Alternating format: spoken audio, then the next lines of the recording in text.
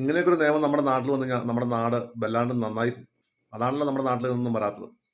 എന്തായാലും ഈ പറയുന്ന കാര്യത്തിനുണ്ടല്ലോ 100% യോജിക്കുന്നു. ഇപ്പൊ നമ്മൾ രണ്ടുപേരും കൂടെ ഇവിടുത്തെ വില്ലേജ് ഓഫീസിൽ പോകുന്നു. വില്ലേജ് ഓഫീസർ മര്യാദയായിട്ട് പെരുമാറിയ ഇയാൾക്ക് എന്ത് ചെയ്യാൻ പറ്റും?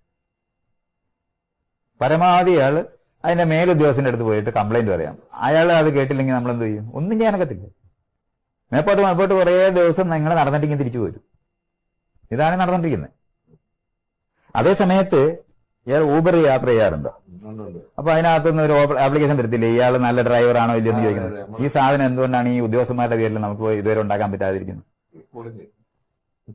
അപ്പോൾ ഈ കാശ് മേടിക്കത്തില്ല, കൈക്കൂലി മേടിക്കാനൊന്നും നോക്കത്തില്ല. അവിടെയാണ് നമ്മൾ റേറ്റ് ചെയ്താലേ അവന് സ്ഥാനക്കയറ്റം ശരിക്കും പറഞ്ഞ് ചെയ്തുകൂടാ.